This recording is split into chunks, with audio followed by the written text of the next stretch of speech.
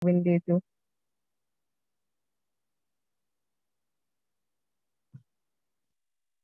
Okay, so kita tengok satu je because masa dia tak cukup kan. Alright, so that was a bit long, tapi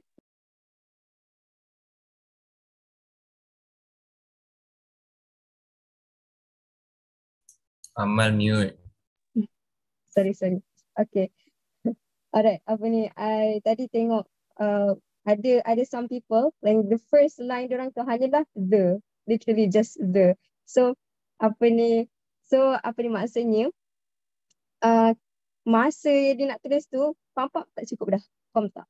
So itu benda kecil je lah game tadi tu kan, tapi sebenarnya kita nak masuk dia, kita punya tajuk which is menjaga masa. Terlama pula game tadi kan, tapi tak apalah, just a little thing to like lighten up your mood today. So yeah.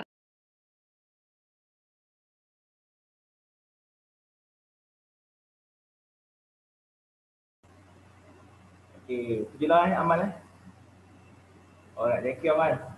Tahniah sebab memang best game tu. Saya nampak you guys boleh buat untuk kalau yang buat usrah ke apa kan, ataupun permulaan. Sebab tadi ada ke tu Aiman cerita pasal 10 apa namanya, bom jangka dia tak cerita pasal permulaan kepada usrah tu nak kena buat apa. Mungkin ada cerita kan? Okay, so macam apa yang Amal buat tadi sangat bagus sebab bila mana korang buat usrah kan, korang berjumpa dengan anak usrah ataupun tak kisah dengan kawan-kawan, dengan family ke apa. So bila you guys jumpa nak mulakan sesuatu perbincangan ataupun meeting ke apa, boleh main game dulu dan diakhirkan dengan sedikit ibrah. Ibrah tu lah bahasa Melayu ada pengajaran lah kan. Tempat pengajaran tadi Amal bagi tahu pasal dalam perbahasan masa kan. So dalam organisasi pun kita perlukan masa yang cekap oleh semua orang. Kita tanya Amal, kita boleh tekan untuk Amal satu kali, 2 kali, 3 kali. Okay, nice. Okay, so Amal, saya bagi awak punya kuasa untuk memilih siapa saja kawan awak untuk membentangkan next. Silakan Amal.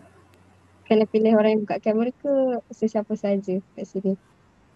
Pilih siapa-siapa saja. Okay, saya nak pilih, kita pilih lelaki pula lah. Kita pilih Razik. Okay, Razik. Allah Akbar.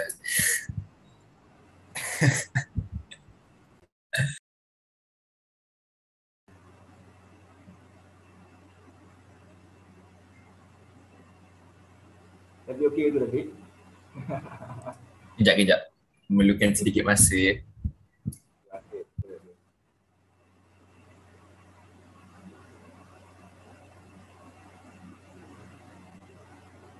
Sebab kali ni habis pukul apa? 12 kan? Ya. 12. Tapi kita bagi masa lagi sekejap.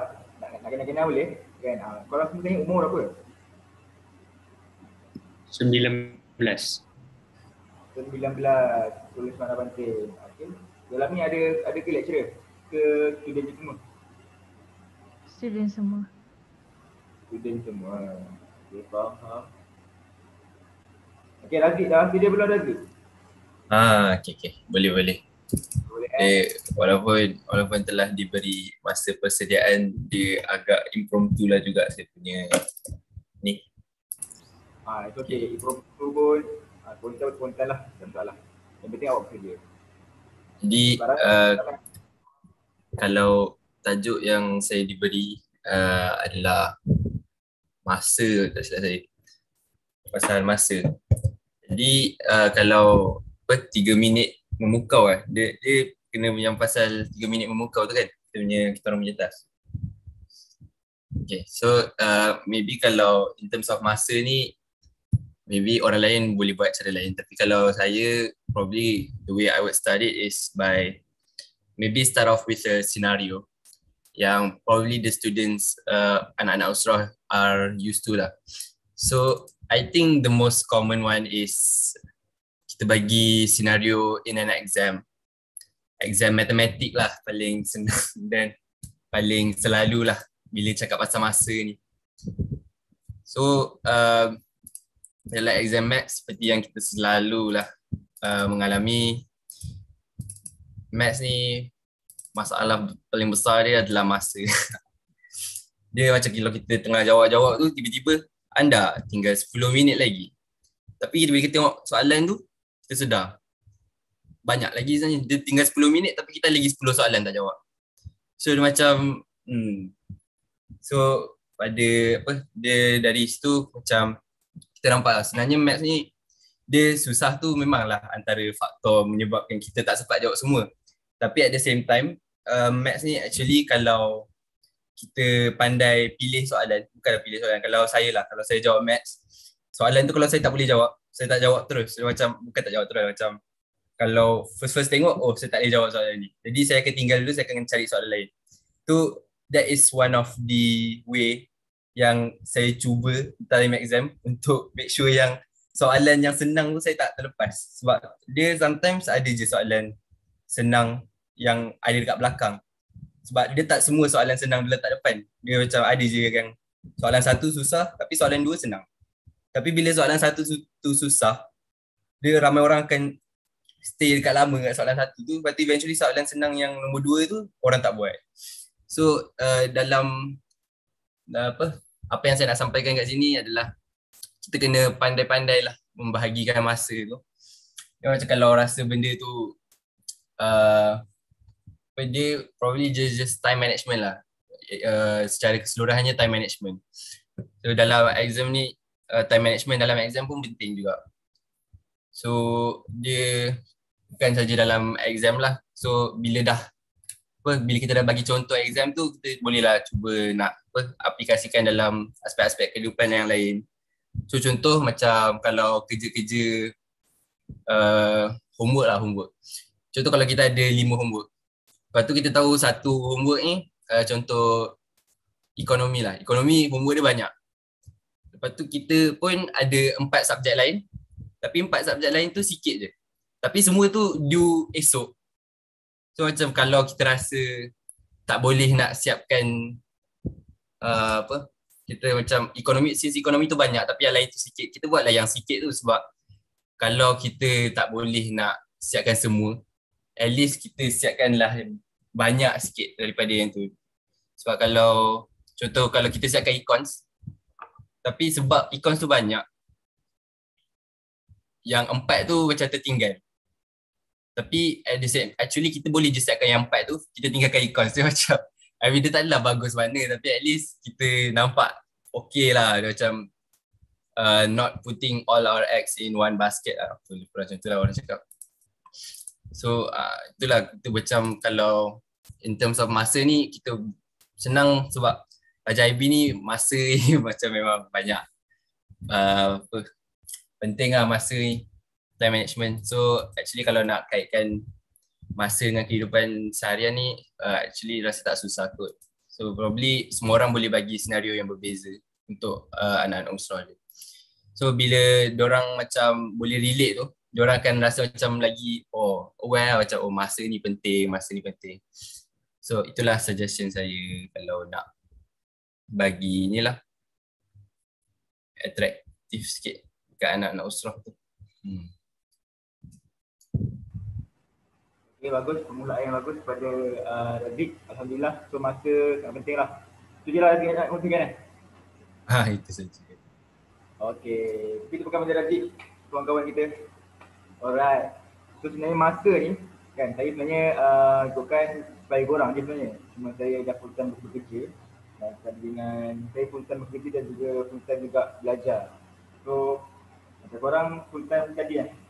Macam saya pun ada, saya partial kerja, partial belajar. So study juga dekat skill semua. Dan saya bekerja juga, buat bisnes lah. So masa yang penting. Sebab saya punya masa pun setiap hari nak kongsikan sikit pada korang semua. Pagi sampai malam memang pack lah jadual. So yang penting kena pandai bagi masa lah untuk isteri lah. Kawan-kawan semua kan dengan kita punya isteri lagi. Okay, so terima kasih Rafiq atas kongsi. Okay Rafiq, waktu betul pilih siapa?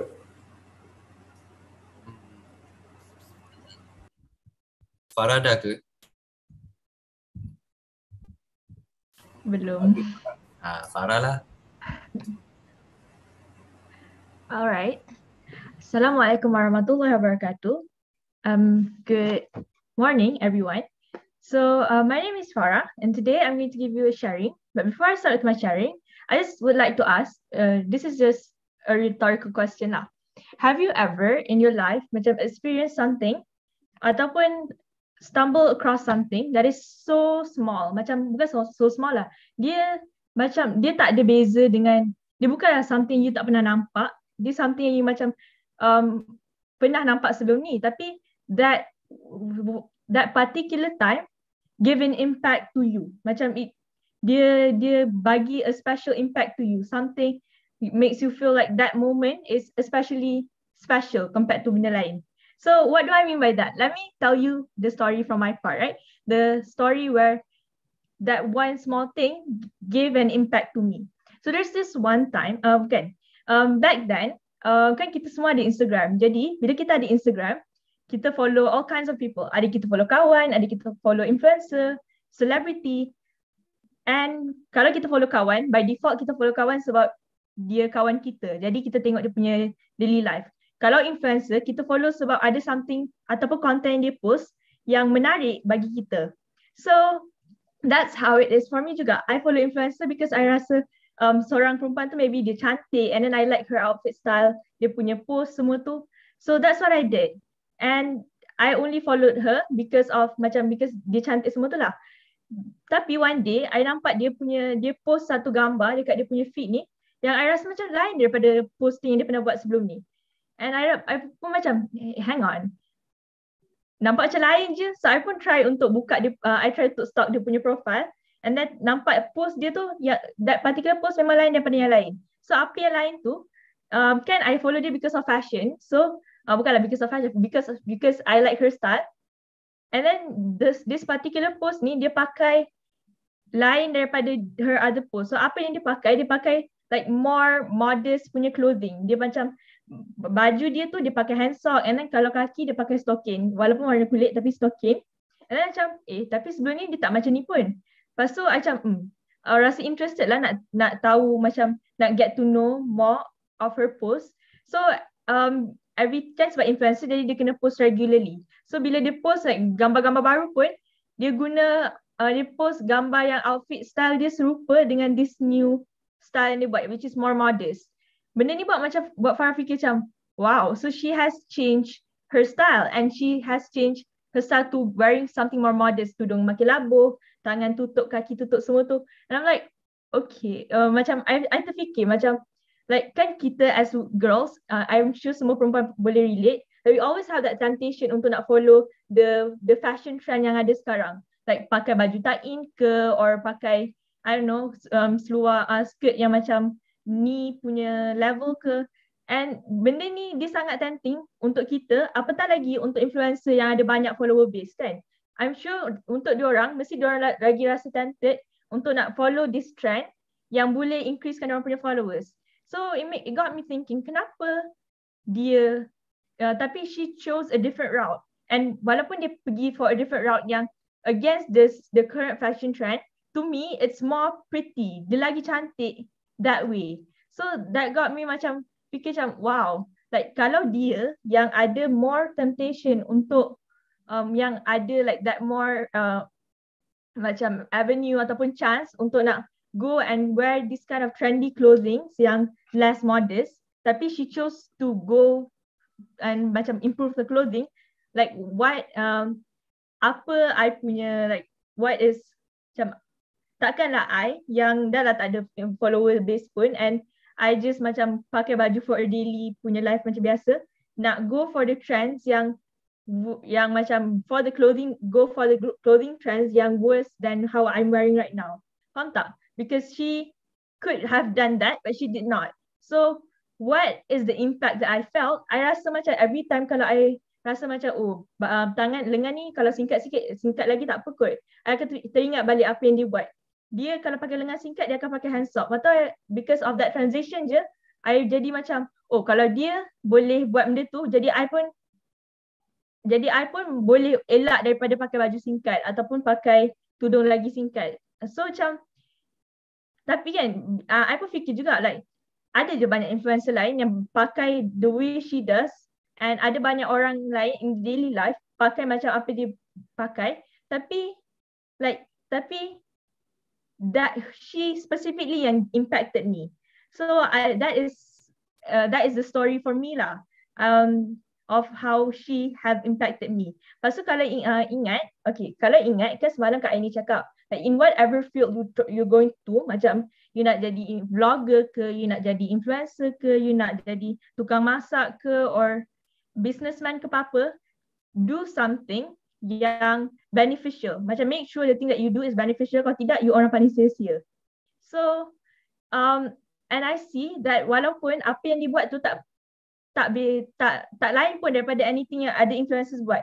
Dia post gambar macam biasa, dia post her daily life, dia post review produk. Tapi just because kita nampak dia punya outfit change for the better, dia membuatkan Farah rasa macam, oh, I want to follow her footsteps. Faham tak? I want to follow her style sebab that style is more modest and it's better and it's pretty juga. And because she has changed, because I saw macam I witnessed her change in clothing style, I want to follow her change juga.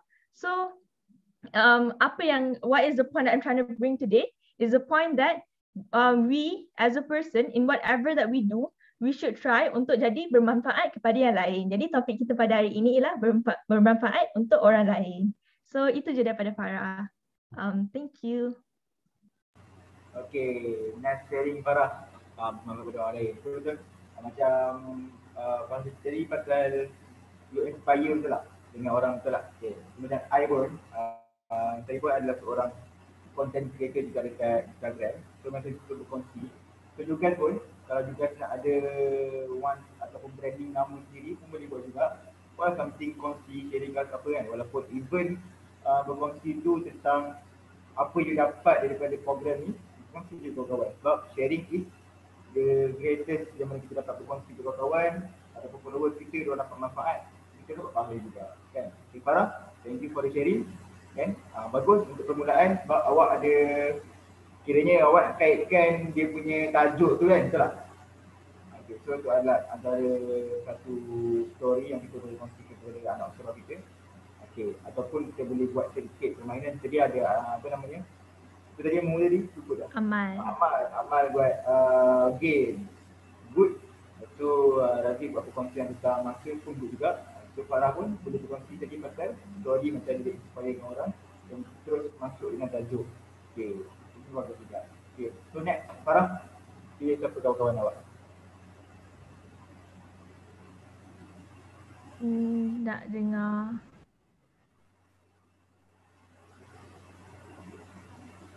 Sekejap. Jazani ada sini? Tak ada. Nak dengar Husna lah.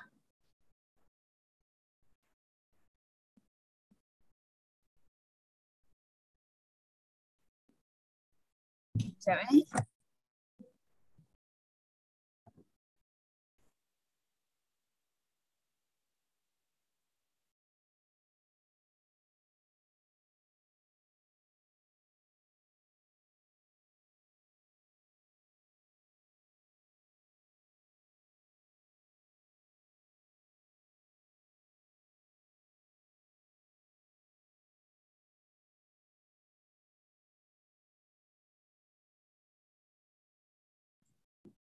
Assalamualaikum warahmatullahi wabarakatuh. Boleh dengar ke? Boleh. Okey, jadi untuk hari ini, tajuk yang diberi untuk tugasan hari ini ialah berkaitan ilmu pengetahuan. Jadi macam yang kita tahu, ilmu ni benda yang kita perlukan. Maksudnya, lagi-lagi pada akhir zaman ni kan, ilmu ni satu benda yang perlu untuk kita membezakan antara hak dan juga yang batil. Dan macam segala benda yang kita jalan dalam kehidupan kita ni, kita perlu tahu apa yang betul, apa yang salah. Jadi kepentingan ilmu tu dalam kita menjalani kehidupan tu. Jadi ada satu firman Allah dalam surah Al-Mujadalah pun, Allah kata yang bahawa seseorang tu bila dia mempunyai ilmu pengetahuan yang banyak, Allah akan meninggikan darjat dia. Sebab itulah as a student sebenarnya apa yang kita tengah buat ni adalah kita tengah bermujahadah di jalan Allah. Jadi at the same time, di samping kita menimba ilmu kan, kita kena pastikan bahawa kita menimba ilmu tu niat ni kerana Allah. Tapi ada satu juga hadis Nabi Muhammad SAW cakap, kalau seseorang tu dia belajar ilmu semata-mata untuk dunia, maksudnya dia belajar ilmu semata-mata untuk akhirat, maksudnya dia belajar dunia tu untuk mendapatkan keredaan Allah, tapi kepentingan ilmu dia tu tak ada untuk dunia. Faham tak? Maksudnya dia hanya fokus kepada akhirat. Maka orang tu tidak akan dapat mencium bau syurga. Nampak tak jelas bahawa Nabi Muhammad sebenarnya tak suka kita fokus hanya kepada akhirat dan tak suka kita fokus hanya kepada dunia. Dia suruh kita seimbang. Even dalam Al-Quran pun kita dapat tengok bahawa kan mostly kita dapat tengok Al-Quran macam lebih kepada akhirat. Tapi sebenarnya di sebalik tu adalah berkaitan dengan urusan dunia. Contoh sains kan. Contoh Allah kata sesiapa yang beriman dia akan dapat masuk syurga. Akan dapat masuk syurga yang ada sungai yang mengalir, ada makanan-makanan yang sedap. Jadi sebenarnya dalam tu still ada sains dia. Maksudnya dalam Al-Quran sendiri ada ilmu duniawi, ada ilmu akhirat. Dan juga bila kita, poin yang kedua ialah bila kita menimba ilmu ni, sebenarnya kita kena bersabar. Maksudnya kita kena mula daripada bawah. Maksudnya contoh ada satu kisah ni, Nabi Muhammad dia tanya Nabi Musa, dia tanya kepada Nabi Muhammad, boleh tak aku nak dapat juga petunjuk yang kau dapat daripada Jibril tu. Maksudnya Nabi Musa ni dia terus nak belajar daripada apa yang Nabi Muhammad dapat daripada Jibril tu. Nabi Muhammad kata sabar. Maksudnya Nabi Musa tu kena belajar daripada sikit-sikit. Samalah juga dengan Al-Quran. Ada satu ni kan, tengok video. Waktu tu Dr. Zakir Naik ni dia berdebat dengan seorang etis tu. Ada orang etis tu dia tanya kepada Dr. Zakir Naik macam kenapa Al-Quran ni tak diciptakan sejak zaman Nabi Adam lagi. Kata Al-Quran ni adalah petunjuk seluruh alam kan. Kenapa Allah tak turunkan Al-Quran sejak zaman Nabi Adam lagi? Kenapa Allah akan turunkan Injil, turunkan Taurat dulu? Jadi apa yang Dr. Zakir Naik jawab ialah contoh kan kalau kita nak pergi medical school, adakah daripada kecil lagi daripada baby tu kita terus pergi medical school? Mestilah tak kan? Maksudnya kita mestilah pergi nursery dulu, lepas kita pergi primary school dulu. Maksudnya kita kena ada the steps tu. Jadi sebab tu Allah tu tahu apa yang kitab yang sesuai pada zaman tu. Jadi sama juga kita menimba ilmu, kita tak boleh terus macam nak terus naik ataupun terus belajar ilmu yang advance. Kita start daripada bawah dan kita mestilah merendah diri bila kita belajar ilmu. Dan satu lagi last, kesimpulannya ialah Nabi Muhammad juga ada bersabda bahawa sebaik-baik orang adalah orang yang mengajar Al-Quran dan belajar Al-Quran. Jadi di samping kita perlu belajar juga ilmu dunia, sebenarnya ilmu akhirat tu kita perlu utamakan. Kita perlu utamakan ilmu Al-Quran tu. Jadi itu sahaja daripada saya. Sekian, terima kasih. Okey, terima kasih Husna. Husna dan Ayuni ke ataupun Husna sahaja? Ayuni dia ketandas sekejap. Oh iya ke, korang dua sekali lah. Faham. Okay, bagus-bagus dengan sharing. Boleh Husna. Kita tengah benda tau nak fikir. Ada orang tanya saya, Aidil, kenapalah kita tak dilahirkan pada zaman Nabi Muhammad SAW? Dia kata kenapa? Yalah kalau kita lahir zaman tu, mesti kita akan join Nabi berperang, kita mesti akan join Nabi jadi ataupun sahabat semua kan. Okay, saya pun tanya kepada dia, kau yakin ke kau boleh join Nabi waktu tu? Sebab apa tak? Sebab bayangkan zaman tu adalah zaman di mana kita nampak, contohlah bayangkan waktu tu tak ada pun orang yang mengajar tentang agama Islam. Waktu tu memang diorang ada je lah, nenek-nenek moyang diorang punya agama kan. Dan tiba-tiba ada seorang lelaki yang nak mengajar dan mengajak kita untuk join dia punya agama. Agak-agak kita rasa macam ni, kita mesti akan marah juga. Ataupun wallahualam lah, kita bersyukur kan, kita bersyukur sebab bila kita dilahirkan zaman-zaman sekarang, sebenarnya kita dah dilahirkan Islam. Yang kedua kita dah tahu, kita dah berterima kita keluarga Islam dan sebagainya kan. So dari pengajaran dia ada kisah tadi tu, pertamanya kita bersyukur atas iman-iman Islam yang kita ada. Yang kedua adalah kita yang sentiasa melakukan amal solat istiqamah lah. Dengan perempuan, dengan pakai baju cantik, pakai baju cantik, ataupun labuhkan badan, labuhkan pakaian, teruskan, bagus. Yang lelaki pula, jangan lupa tunjukkan pandangan ataupun macam-macam lagi lah kepada amal solat kita boleh lakukan kan. So, thank you Husna atas sharing. Okay Husna macam biasa. ketik je benda kawan-kawan lah. Nak panggil Alia. Alia. Alright, hello. Boleh dengar ke?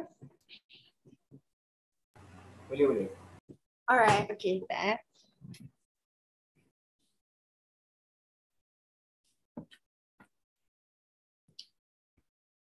Alright, starting in 3, 2, 1. Okay, so once upon a time, in an unnamed university, in an unnamed country, there was a professor. So this professor one day dia masuk kelas dia, and then ada students lah. Kan kalau kita bayangkan university dia ada dia punya conference hall tu kan. Jadi students dia was sitting there. So this professor at the front, dia ada sediakan one jar, and there was a pile of sand. There was a pile of tiny rocks, and there was also a pile of little golf balls as well.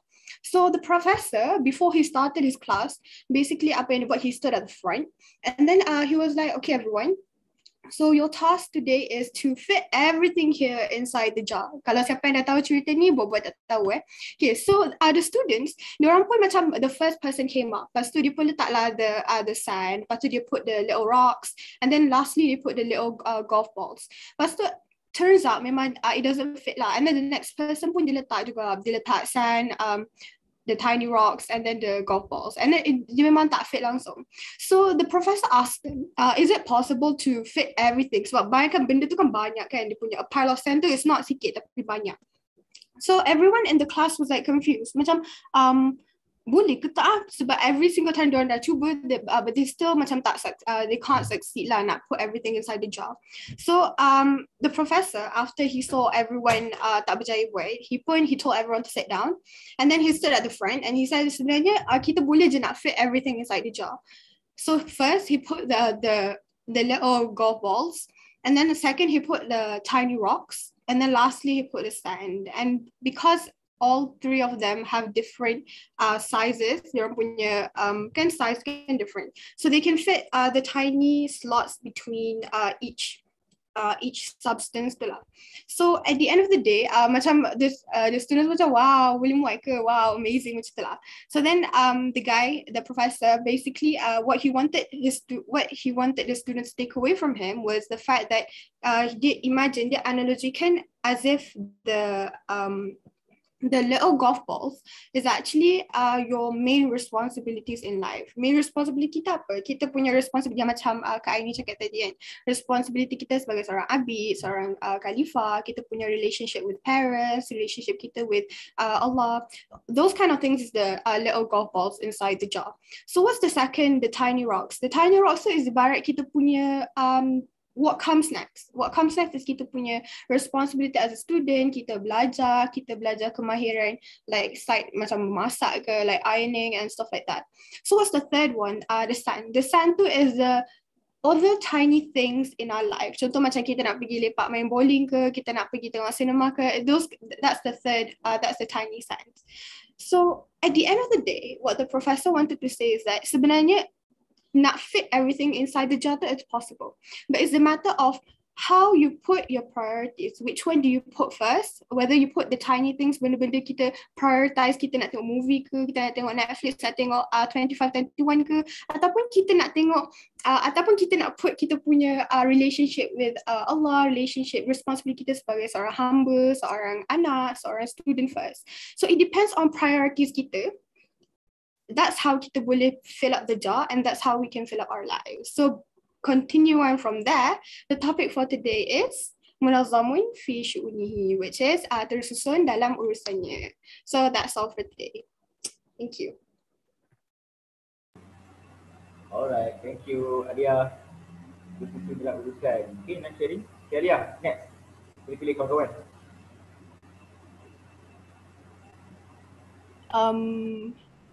Siapa boleh bagi? Syahrul.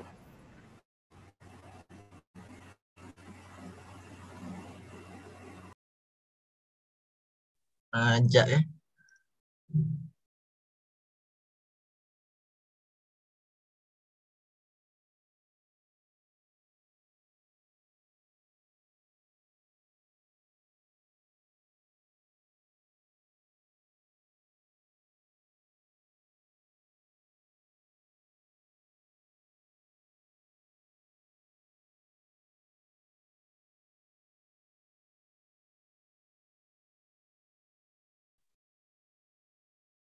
Okay. Bismillahirrahmanirrahim. Assalamualaikum warahmatullahi wabarakatuh. Nama saya Ahmad Syarul Arifin bin Muhammad Azami. Jadi untuk intro saya bagi tajuk melawan nafsu. Jadi nafsu, bila kita sebut tentang nafsu, apa perkara pertama yang akan termain-main ataupun terngiang-ngiang di pemikiran kita yang antaranya contoh macam main game, makan ataupun dia nafsu pun boleh jadi nafsu ke arah antara dia boleh jadi dia macam nafsu boleh jadi ke arah benda kebaikan dan benda keburukan. Jadi sebelum kita masuk ke dalam topik nafsu itu, jadi nak bagi tahu ada pelengkap kepada nafsu tu untuk jadikan nafsu tu supaya kita dapat mendidik nafsu tu. Jadi pelengkap kepada nafsu itu adalah tak lain adalah istiqamah. Istiqamah dalam melaksanakan sesuatu amalan. Jadi apa kaitan istiqamah dengan nafsu tu? Istiqamah dengan nafsu tu dia dua benda yang berbeza. Tetapi kalau kita satukan dia jadi perkara yang amat dipandang tinggi. Dan sebab apa? Sebab bila kita buat istiqamah dengan nafsu tu maksudnya nafsu tu kalau dari kita belajar waktu kita ada satu cerita bagaimana semalam kita dah dengar cerita dari Akil bagaimana nafsu tu dia ada ego yang tinggi di depan Tuhan. Jadi maksudnya memang tak mudah nak nafsu tu susah nak dikawal. Macam contoh Razi, nafsu main game ke. Jadi nafsu main game tu tak mudah nak kawal. Jadi tapi kalau kita ada istiqamah dalam nafsu itu, kita mudah nak kontrol, kita nak kawal nafsu itu. Jadi kalau nak kata istiqamah dengan nafsu tu, kita kembali kepada nafsu untuk membuat perkara kebaikan. Jadi itu pun satu cabaran juga. Sebab dia macam ada dua perkara, dia memanglah satu benda. Tapi nafsu dia macam ada kawan baik juga. Kawan baik kepada nafsu adalah syaitan. Macam sebab syaitan dia mengapi-apikan ataupun dia buat kita terasa macam dia mengapi-apikan nafsu itulah. Maksudnya contoh kita ada dua benda kita nak buat. Kita nak solat atau kita nak tengok TV. Jadi dia macam kita punya solat itu adalah kefarduan. Jadi adalah perkara yang pasti. Tapi nak tengok TV. Jadi macam sama ada dia lepas tu nafsu itu akan macam memberi panduan sama ada kita hendak solat ataupun kita nak tengok TV. Tapi bila ada syaitan tu pula, syaitan tu pun datang. Dia pun cakap kat kita. Cakap kat nafsu tu, tak apalah tengok TV sekejap je pun, bukan lama pun. 5 minit. Lepas tu dia pun sama ada dia terfikir, dia nak terikut nafsu yang perkara baik atau perkara yang buruk. Jadi apabila kat situ dia ada istiqamah. Bila ada istiqamah, contoh bila istiqamah tu ada pula, istiqamah ni orang ketiga pula dah datang. Okay, istiqamah datang. Jadi istiqamah datang, jadi bila ada istiqamah, ada nafsu, ada syaitan. Jadi istiqamah, nafsu, syaitan, bila azan berbunyi, dengan ada nak tengok TV. Jadi bila azan berkumandang, istiqamah kata, orang tu dah biasa datang surau lah. Orang tu dah biasa solat awal waktu. Jadi bila istiqamah datang, dia kata, jomlah kita solat dulu. Nanti tengok TV tu boleh buat kemudian. Jadi kat situ, jadi istiqamah tu, bila orang tu dah sentiasa, dah selalu buat benda yang kebaik, buat amalan yang maksud dia dah biasa dah melakukan solat di awal waktu. Jadi dia boleh resist, dia boleh melawan hasrat atau nafsu untuk buat perkara yang ni. Walaupun ada syaitan, walaupun memang dia akan ada perperangan, macam ada macam inner conflict. Maksudnya konflik dalaman antara kita sama ada kita nak buat satu perkara ataupun nak buat satu perkara yang lain. Di situ kita dapat lihat bahawa jadi dia punya entiti dia macam jadi dia punya kesimpulan daripada cerita yang bukanlah cerita, perumpamaan yang pendek ini, istiqamah, nafsu, syaitan. Jadi dia adalah dalam diri kita tu semua dia ada. Dalam diri kita tu tersingkap tiga perkara itu. Sama ada diri kita, diri kita nak membawa kepada nafsu tu, kita nak membawa kepada perkara yang baik atau buruk, dia berdasarkan kepada kita nak ikut mana satu. Maksudnya kalau istiqamah tu pun dia ada kawan dia juga. Tapi istiqamah secara umumnya maksudnya kita dah biasa dengan perkara-perkara yang kita melazimi perkara-perkara yang kita telah buat, melawan dengan godaan-godaan ataupun daripada nafsu-nafsu. Jadi tajuk kita pada hari ini ialah melawan nafsu. Terima kasih. Okey, sama-sama Syarul. Tapi bukan apa Syarul? Sebab berani cakap. Okey, sebenarnya kan, saya nak konsen untuk cerita. Cerita lah sebenarnya, setiap kali awal-awal, kan, sebenarnya first impression. Orang kalau nak dengar kita, nak tengok kita kan, dia akan, ataupun yang tak kenal kita, dia akan nampak kita. First impression dia apa pada kita. So yang paling best, tu yang benar cerita, ada cerita kat korang kan. Kenapa perlu awal-awal tu, kita macam kita bom jangka lah. Sebenarnya dalam contoh lah kalau awak beri presentation 10 minit kan, 10 minit. So sebenarnya 3 minit pertama tu yang menentukan orang lepas 3 minit tu tidur ke, main game ke, main phone ke, keluar bilik ke, faham tak?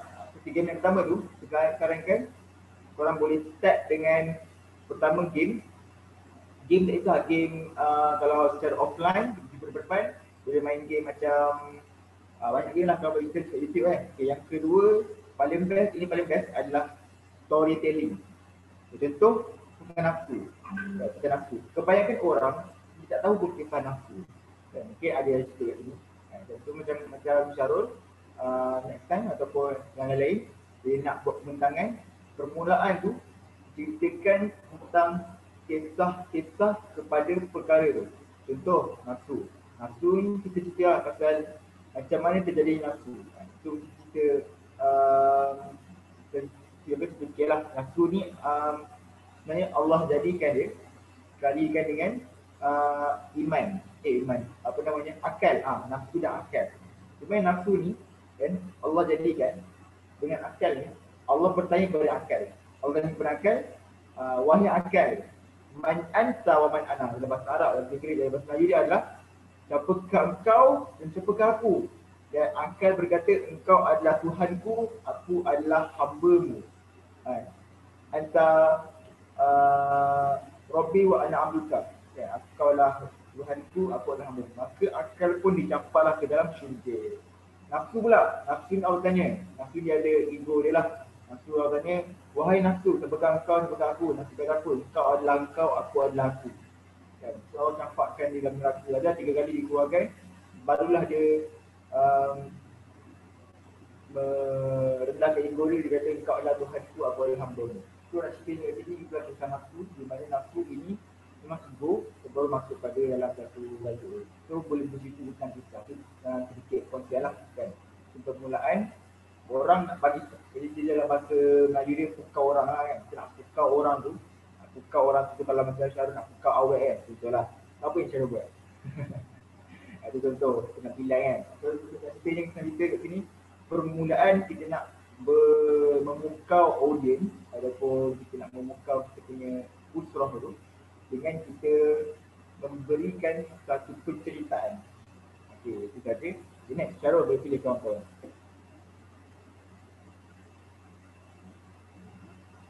Ya.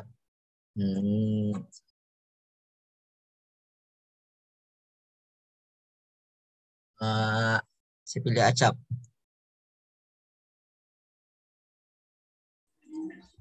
Saya. So,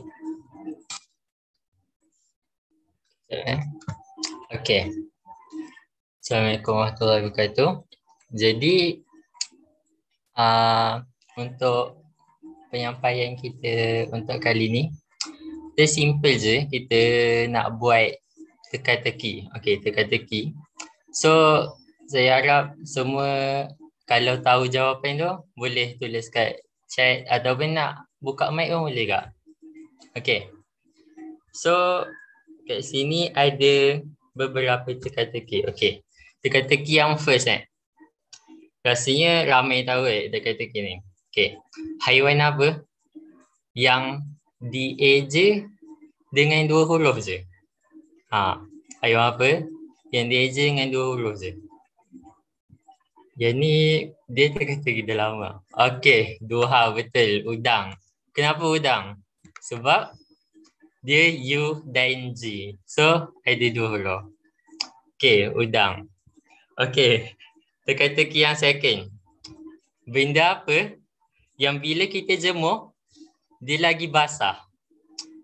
Macam kalau kita tahu kan, kalau agak lambat tak berazik. Biasalah tu. Okay, apa benda yang kalau kita lagi jemur, dia lagi basah? Macam kita tahu kan, kalau kita jemur baju, dia kering. Tapi benda ni, kita jemur dia lagi basah. Cuba teka. Jemur bawah hujan. Dia betul, tapi itu bukan jawapan yang tepat.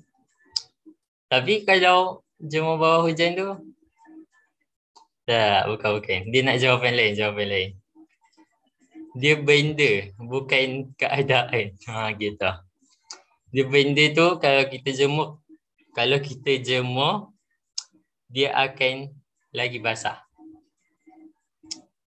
Ada? Ya, kita kira sampai 5. Oh, clue. Okay, clue. Dia okay, ada kat kafe. Kat kafe ada. Biasa kita jumpa kat kafe. Kafe semua pernah pergi college kan. So mesti lah semua tahu macam mana kafe kan. Kalau tak kafe, kedai makan ada. Betul, ais. Kalau kita jemur, dia lagi basah. Sebab apa? Ais dia cair. Okay. Next. Okay. Soalan dia berbunyi macam ni. Pagi-pagi, dia ada 2. Tapi bila siang, dia ada 1 je. Tapi bila waktu malam, dia dah tak ada lah. Okay, kita ulang. Pagi-pagi, dia ada 2. Tapi bila waktu siang, dia ada 1. Lepas tu bila waktu malam, dia dah tak ada dah. Cerita cover. Bayang-bayang. Tak, salah. Bayang-bayang bukan jawapannya. Sebab macam kalau malam-malam kan, kita duduk bawah lampu kan ada bayang-bayang. So, apa jawapan yang betul? Okay. Dia Nak clue. Clue dia dia tak adalah. Sebab okay, macam ni clue dia, korang kena fokus pada soalan. Fokus pada soalan, korang dapat jawapan. Okay, kita ulang balik Pagi-pagi, dia ada 2. Bijak. Husna dengan Ayu ni bijak. Pagi-pagi, dia ada 2 air. Tapi waktu siang, dia ada 1 air. Malam mana ada air? Bijak. Bagus. Okay. So soalan terakhir. Bila kita sebut sekali, dia jauh. Tapi bila kita sebut 2 kali, dia dekat. Sebut sekali, dia jauh. Sebut 2 kali, dia dekat. Abang Aidil, sila. Rupanya langit. Langit, bijak langit. Sebut sekali, langit. Dekat atas warna biru. Jadi bila sebut langit-langit, kat dalam mulut itu je. Dekat je. Pandai Abang Aidil. Abang Aidil. Saya nak tanya. Mana abang tahu teka-teki abang? Otak ni dia berfungsi macam Bluetooth lah dengan laptop. Betul. So, kenapa saya bagi teka-teki ni? Kenapa nak tanya semua benda ni? So, untuk kita jawab soalan, mesti kita kena ada ilmu pengetahuan. So tajuk kita pada hari ni ialah ilmu pengetahuan. Begitu. Itu intro saya. Terima kasih, terima kasih. Dewa. Okay, nice. Ribu lah semua orang kan. Okay lah, kita pakai Ashraf bagi rezeki tu nak kita bisa satu benda lah. Kalau siapa berjawab ni dia memang handsome, bijak dan cantik lah. Nak ke nak? Kita tengoklah mantap Ashraf dia berjawab apa kan. Kita kira dia macam ni. Dia teka-teki lah, dia lebih kepada macam apa namanya. Okay, nama permainan ni adalah All Around the World. Okay. Siapa yang tahu tu mungkin dia faham kot kan. All Around the World. Okay. Ashraf saya lah kan, Aidil. Daripada Amerika naik kapal terbang selama 8 jam ke Laos. Okay. Lepas ke Laos tu, Aidil pun berehat satu pulau kecil je. Dan dia pun naik kapal laut 6 jam ke Lubenan. Lepas tu Aidil ke mana? Boleh jawab. Bergema ke? Boleh dengar suara dia? Tadi Amerika, lepas tu Laos, betul? Kemudian Amerika, Laos, Lubenan. Lepas tu ke mana? Alia kata Argentina. Oh, Alia cantik lah hari ni.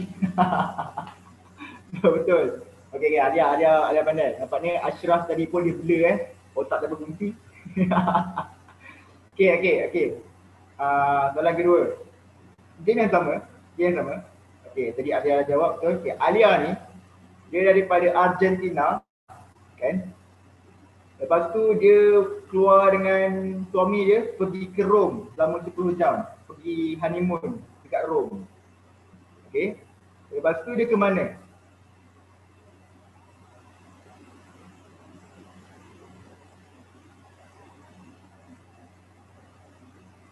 Anu Zulkifli. Betul, Oxford. Anu cantik hari ni Anu. Pandai. Ashraf masih blur tadi. Okay. So dari keluaran, tu antara game yang kita boleh main. Clue dia adalah kita fokus pada nama. Asal gitu adalah all around the world. Okay. Boleh ajak boleh kita Okay, so sebenarnya game ni dia berdasarkan nama, huruf tu. Contoh, tadi kan kalau perkataan all around the world, all tu kan ada ALL. So A Amerika, lepas tu ke L tu yang kedua tu adalah Laos, lepas tu L yang ketiga tu kenal. So Argentina amatkan around kan, around A Argentina, A Rome, O Oxford ataupun O Wasit ke etc. So game ni boleh main dengan anak buah korang ataupun korang punya kawan-kawan ke apa ke supaya permulaan cerita tu kan. Contoh tajuk dia adalah boleh kat tajuk kita adalah hari ni jangan jadi bela. Okay, itu antara game-game yang kita boleh main. Okay. So Ashraf boleh pilih kawan-kawan siapa yang awak nak. Silakan. Jadi orang seterusnya saya pilih Rafika.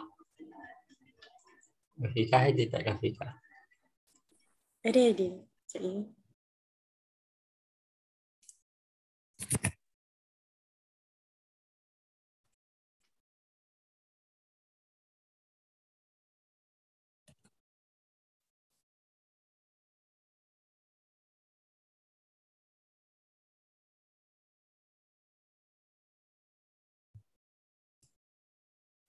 Alamak, siap.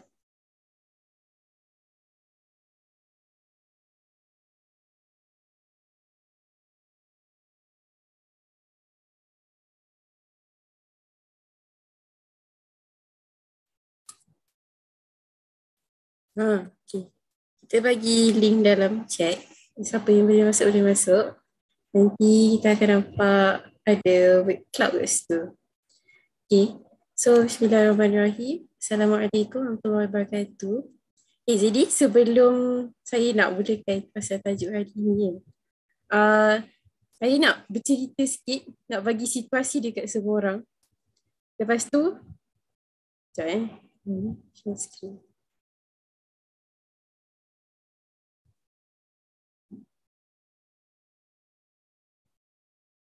Okay. Boleh masuk tak? Cuba test. Lepas tu bila dah masuk tu, masukkan kod dekat atas tu yang 65993347.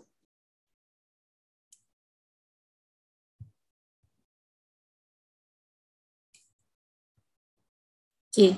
So kalau siapa boleh masuk. Okay. So hari ni saya nak bagi anda semua satu situasi. So jadi saya nak anda semua cuba bagi tahu what would you do ataupun apa yang anda akan buat atau apa yang anda akan rasa bila anda menghadapi situasi tu. Okay. So situasi pertama dia bunyi macam ni. Kita semua ada kawan-kawan daripada serata Malaysia. Ada seorang, tiba ada kawan yang dari Johor, ada kawan daripada Kelantan, ada kawan daripada Pahang, ada yang dari Melaka kan. Okay, contohlah satu hari ni duduk dah jauh kan, tapi mestilah sekali-sekali waktu cuti kita fikir, oh jomlah hang out sama-sama, jom kita jalan-jalan sama-sama nak. So kita ajaklah, contohlah kita duduk Selangor, kawan kita tu duduk Johor. Lepas tu dia ajaklah kita, oh jomlah datang Johor, kita boleh pergi Legoland ke apa kan. Okay, so kita pun dah semangat lah, oh nak pergi Johor, nak pergi Legoland dengan kawan aku. So pergilah kita, so macam contoh macam kita student, macam saya student, lepas tu tak boleh nak drive lagi. So mungkin saya akan naik train ke kereta, bukanlah kereta, naik train lah, train atau KTM. So macam nak naik KTM atau train tu sangatlah lama daripada Selangor ke Johor tu, mestilah susah kan. Lepas tu, okay, dia dah semangat. Lepas tu bila saya naik train tu, oh dah sampai Johor, okay jomlah nak pergi jumpa kawan ni, nak meet sama-sama kan. Okay, pergi call dia dekat stesen kereta api tu kan. Lepas tu call lah dia, aku dah sampai Johor ni, jomlah kita pergi Legoland. Lepas tu tiba-tiba bila kita call dia kata, alamak, aku lupalah hari ni aku dekat kampung sebenarnya. Kenapa kau tiba-tiba datang kan? Lepas tu kawan kita tu lupa. Dia ajak kita datang Johor tapi tiba-tiba dia lupa yang kita nak datang. So yang dah kita dah susah payah dekat Johor ni, dah lah naik train kan. Lepas tu pakai duit lagi, lepas tu nak makan apa lagi. Dah susah-susah kan. So kalau korang menghadapi situasi tu, apa yang korang akan buat atau apa yang korang rasa? Cuba masukkan. Boleh masuk tak? Tak pun cuba try. Kena refresh kot. Tu? Okay, ada dah. Putus kawan terasa hati. Lagi. Trik sedih. Kesian ni kan. Kesian je. Dah datang jauh-jauh, tiba kena reject.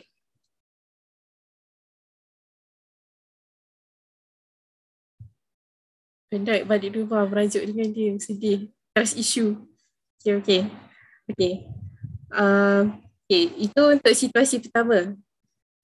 Kalau ada nak masuk lagi, boleh je nak masukkan. Okay. Lepas tu, untuk saya bagi situasi kedua pula. Saya bagi situasi kedua, contohlah kawan kita, ni situasi lain lah, tak ada kaitan dengan yang pertama tadi. Kawan kita ni, dia masakkan, contoh kat asrama, dia masakkan makanan untuk kita. Dia dah pakai set kan, ada rice cooker, dia dah masak dalam rice cooker, dia bagi kat kita makanan. Lepas tu, kita makanlah makanan tu. Tiba-tiba, rupanya makanan tu dia pedas gila-gila. Macam pedas gila.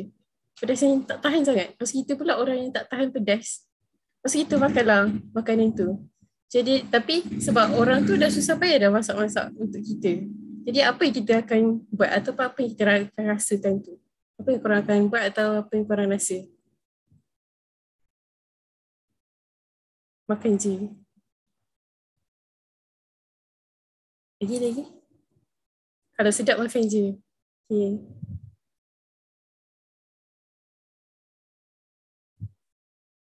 Sedap.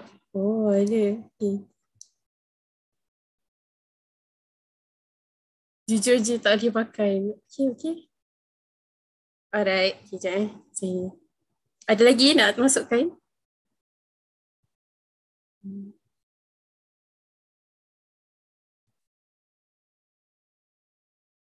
Makan sambil menangis. Respect privacy. Okay. Alright, kita tutup Sekejap. Tutup berhenti.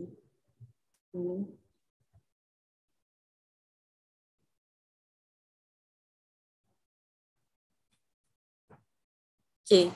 So, daripada kan kat sini bila kita contoh saya bagi tadi situasi-situasi yang macam personally mesti semua kat sini kita ada banyak jawapan. Ada yang kata macam situasi pertama tadi yang kita dah susah-susah datang jauh-jauh, lepas tu tiba-tiba tak jadi nak hang out. So mesti kita akan rasa koyak, sedih, marah, kenapa kau buat aku macam ni, kenapa kau betray aku.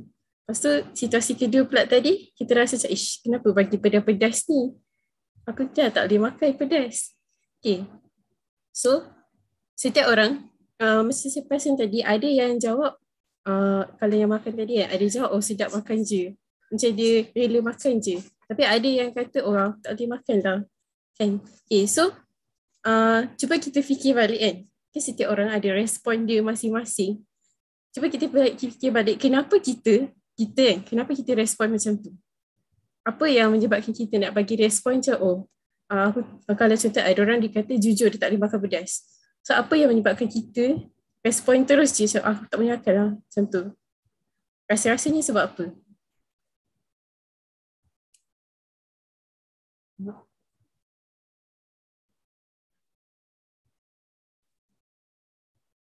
Okay, so kalau apa nak kata? Contohlah dalam jujur lebih baik daripada jujur. Okay, alhamdulillah. Okay, so apa yang saya nak kaitkan sekarang ni kita bila hadapi situasi yang susah pada diri kita terus bagi tahu makanan ni pedas sangat, aku tak boleh makan. Ataupun kalau tadi kita kena tinggalkan, kita kata kenapa, mesti kita marah, kita sedih apa semua. Tapi cuba kita tengok balik apa yang idola hidup kita buat waktu dia menghadapi situasi yang susah macam ni. Siapa idola hidup kita? Rasulullah SAW. Okay, siapa ingat peristiwa Rasulullah waktu dia nak berdakwah, dia berdakwah ke Taif. Kan? So, perjalanan Rasulullah daripada Mekah ke Taif tu, dah naik unta. Mestilah jauh, susah-susah, panas-panas. Tak ingatlah berapa hari perjalanan dia. Tapi bayangkanlah orang zaman dulu dengan naik unta ataupun berjalan kaki tu, dia dah jalan jauh-jauh. Nak bagi benda yang baik, nak lakukan benda yang baik. Tiba-tiba sampai Taif, apa yang penduduk Taif buat kat Rasulullah? Penduduk Taif dia baling batu, dia baling najis. Dia tak terima Rasulullah. Mestilah kalau kita lah pada waktu kan, tiba kita dah datang jauh-jauh. Tiba-tiba orang reject. Mesti kita sedih. Tapi apa yang Rasulullah buat? Rasulullah dia tak berdendam langsung pun dengan penduduk Taif. Bahkan malaikat malaikat Jibril, dia offer nak angkat bukit, nak turun hempapkan atas penduduk Taif ni. Tapi Rasulullah kata jangan, biarkan mereka. Jadi kenapa Rasulullah even dah kena layan teruk-teruk macam tu pun, Rasulullah still tak berdendam, dia tak balas balik dengan perkara yang buruk. Jadi sebenarnya kat situ, apa yang Rasulullah nak tunjuk adalah akhlak dia sebagai seorang Muslim. Rasulullah ni akhlak dia sangatlah mulia. Jadi itu antara contoh dia menunjukkan sifat akhlak mulia dia sebagai seorang yang pemaaf. Walaupun dah kena dengan penduduk Taif tu dah macam Masya Allah, na'udzubillah lah. Macam teruk lah kan, dah kena baling-baling sampai berdarah. Tapi Rasulullah tak pernah berdendam, tak pernah marah dan sebagainya. Jadi kat situ kita dapat lihat akhlak yang Rasulullah display kepada kita umat Islam ni. Sebab kita selalu jadikan antara itu contoh cerita teladan dan pengajaran kita. Even ada hadis daripada Abu Hurairah pun kata, Rasulullah pernah kata, aku diutuskan untuk menyempurnakan akhlak manusia. Okay. So jadi hari ni kita nak cakap pasal akhlak kita sebagai manusia. Okay. Itu saja daripada saya. Alright, thank you Rafika atas perkongsian. Okay, untuk ada lagi masa lebih kurang 7 minit. Okay, saya nak pilih boleh? Maksudnya ni adalah orang terakhir lah kot, sebab dia dah ada 7 minit dalam masa ni. Kita pun mengejar masa. Okay. Kau pilihlah dia yang nak siapa volunteer. Yang mana dia rasa dia yakin dia nak berkongsi apa semua. Cuba terus cakap saya lah. Kan. Cuba volunteer untuk kali terakhir ni. For last question. Anyone?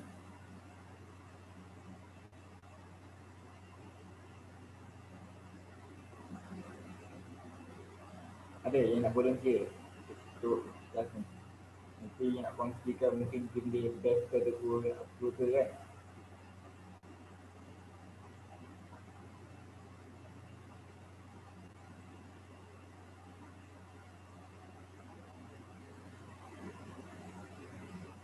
Dia tak ada okey, tak apa. Dia tak apa. Kalau tak ada dia menyampai tu lah. Anun tu terima. Okay, siapa lagi yang nak volunteer? Tak payah siapa pun. Okay, for kita dah nak ke hujung kita punya program dah untuk slot ni.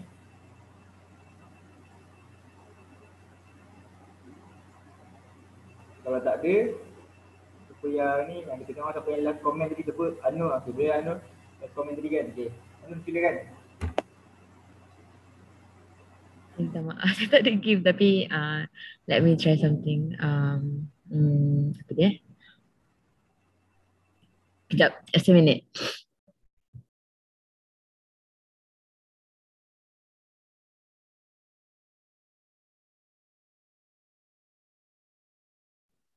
Sekejap. Okay.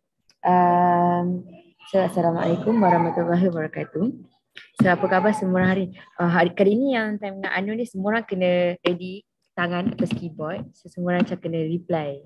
Tak pun buka mic. So, apa khabar semua dah nak pukul 12 dah ni? Sihat? Sihat. Okay, Alhamdulillah. Okay, bagus dan Rafiqah. Okay, jadinya hari ni nak tanya kat korang. Anu tak ada apa-apa ke? So macam I just give imprompt Okay. So bayangkan, okay, semua kena bayangkan ada, kita akan macam marah bantai kan. Tiba-tiba kita dengar, weh hari ni ada orang datang lah. Ada orang macam transfer student datang. Lepas tu orang cakap, oh siapa? Lelaki. Oh lelaki. Lepas tu orang masih cakap, oh lelaki kan. Okay, biasa dia lagi. Okay. Oh siapa dia tu? Oh tak tahu dia siapa tapi dia tu handsome. Oh dah, bukan handsome je dia dengar dia paling pandai dalam sekolah dia dulu. Lepas tu dia datang. Lepas tu handsome tinggi ke rendah? Oh dia tinggi. Dia, apa tu kulit dia macam mana? Putih. Lepas tu baiknya. Lepas tu orang pun tanya, Razik kena student tu? Bukan, Razik tu student kat KMB ni. Antara tanya kat Razik. Lepas tu Razik cerita lagi. Orang tanya lah, Razik, dia ni pandai ke? Memang pandai sangat-sangat. So macam, lepas tu kan, okay, agak-agaknya siapa nak jumpa dia? Korang nak jumpa dia tak? Siapa nak jumpa dia? Nah, lagi-lagi Farah tak nak, Rafiqah tak nak jumpa dia. Amal nak jumpa dia tak Amal? Nak Usha kan? Okay. Syarul nak jumpa dia tak? Nah, okay, Abang Aidil pun nak. Okay. Duhan nak jumpa. Nah, Iman nak jumpa dia tak? Kita Zarif Iman. Okay, tak apa. Duhan nak jumpa dia tak Duha? Husna Ayu nak jumpa dia tak? Nak ramai nak jumpa dia kan? So, itulah apa karakteristik adalah Mus'ab bin Umair. So, Mus'ab bin Umair ni adalah duta Islam yang pertama yang Rasulullah SAW hantar ke Madinah. So, hari ni kita nak cakap tentang peranan kita sebagai duta Islam. So, nampak kan tadi semua orang semangat sebab dengan cantiknya, dengan indahnya si Mus'ab ni, bijaknya dia, pandainya dia, lemah lembutnya dia. So semua orang nak macam like, nak tahu dia siapa. Jadi kita hari ni nak cakap tentang adab-adab kita dan peranan kita sebagai duta Islam. Nanti kita nak fly nanti. Okay. Itu je. Okay, Abang Aidil. Kau nak habiskan Nusrah ni? Okay, kita orang sampai exam tu. Okay, so bagus, thank you. Minta maaf lah kepada kawan-kawan yang nak share tak dapat share. Kita pun dah hujung perancangan kita untuk hari ni. Okay, kita nak consider satu benda yang last tadi. Okay, satu benda dia belajar dalam satu program lah. Dia adalah rahsia ceramah memukau. Yang program tu dia nak pukau orang. Bukan nak pukau orang tu nak bagi dia curi dompet dia ke tak. Dia nak pukau pemikiran dia dia nampak kita ni, walaupun kita tak handsome mana, kita tak cantik mana pun, ataupun kita rasa macam kita jadi nampak kita kali pertama, wow. Antaranya adalah kita boleh kongsikan, kita dah main game lah, kita dah main game, kita dah kongsikan sekali dekat perceritaan ataupun tadi yang main teki-teki. Okay, so nak tambah satu perkara di mana kalau kita nak bermula berjangka permulaan tu, jangan lupa untuk sediakan props ataupun namanya adalah barang-barang. Contoh kita cerita pasal iman, untuk iman dan iman kan. So iman manusia naik turun kan, ataupun nak cerita pasal contoh ilmu lah, ilmu kan ilmu. Okay, ilmu ni bayangkan dia buat botol botol ni adalah prop lah untuk nak bawa kepada tajuk ilmu. Okay, kita bayangkan botol ni adalah diri kita kan. Air ni, yang dalam air ni, botol ni adalah ilmu kita. So kita kaitkanlah dengan kita punya tajuk tu. Tapi jangan bagi tajuk lagi. Kaitkan kalau kita minum ke kan, macam ilmu kurang, macam yang kita tambah, macam mana kalau kita tambah air ke penuh. So dia ada kaitan dengan prop. So bila ni korang bawa satu barang dalam tempat program itu ataupun dalam usrah ataupun dalam presentation korang, yang mana benda tu akan menampakkan dari credibility. Dan yang benda paling best adalah saya pernah bagi talk present dekat biasalah dalam kelas ataupun dalam hall room, ada banyak lecturer dengan cikgu depan, tapi yang bestnya adalah lecturer dan cikgu tu pun dia terpukau kita. Sebab apa? Kita menguasai stage, kita menguasai kita punya dengan cara kita bawa prop, sedikit prop, dan juga kita menguasai stage. Okay, macam mana kita nak menguasai stage? Contoh macam sekarang kan, sekarang ni kita online. So online ni dia ada 3 C. Kita boleh tulis 3 C yang penting adalah, yang pertama, C yang pertama adalah kamera. Okay, kamera. Contoh kamera sekarang ni kan, kita kena bila online, bila kita buat presentation online, kita kena anggap audiens kita adalah kamera kita. So C pertama adalah kita kena pandang kamera. Okay, bila kita pandang kamera, umpama kita tengah pandang semua orang ataupun mata-mata orang yang kita punya audiens tu. Okay, C pertama adalah kamera. Okay, C yang kedua adalah konten. Konten ni lah yang mana tadi kita macam apa namanya tadi, Ashraf kan buat teki kan. Teki dia masuk kepada konten dia apa dia. So itu konten C yang kedua. Dan C yang ketiga adalah confident. Yang mana kita bercakap ni dalam keadaan orang macam wah hebat gila kan. Dekat dalam kelas dia biasa tapi bila cakap kat depan seolah macam seorang yang dia tak pernah nampak pun. Betul ke Anu cakap macam ni kan? Macam betul suara Anu macam ni tapi rupanya hebat. Itu 3C kalau dalam keadaan online. Tapi kalau offline kita ada stage. Ya kan? Kita dalam stage ataupun dalam satu hall, kita dekat depan. So ada banyak cara lah, banyak cara dah ada dengan cara kita bergerak mengikut stage tu. Itu banyak lagi lah nak kongsikan kan, tak sempat. Tapi apa yang saya nak kongsikan kepada korang adalah hari ini bagus korang dapat satu ilmu di mana bermulanya dalam presentation tu expectation orang kepada kita adalah 3 minit pertama. Okey, apa yang kita nak sampaikan tu pertamanya, contoh itulah yang menentukan kita punya konten, tajuk kita sampai ke akhir tu orang tidur ataupun tak tidur. Okey.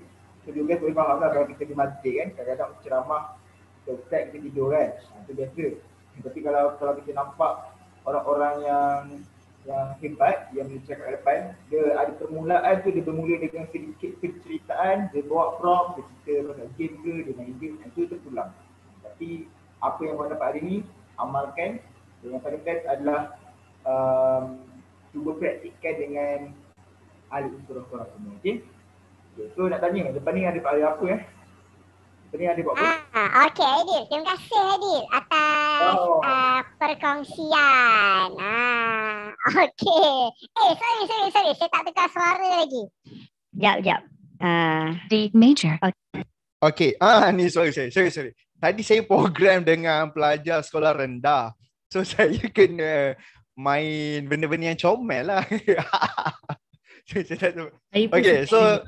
apa dia? Saya pun suka dengar. Oh, suka dengar. Dia benda ni macam saya beritahu lah kan, kita nak buat 3 minit pertama kita nak buat usrah kita best kan. So macam saya tadi, saya program 2 jam, pukul 10 sampai pukul 12 tadi, ceramah online dengan pelajar skor rendah.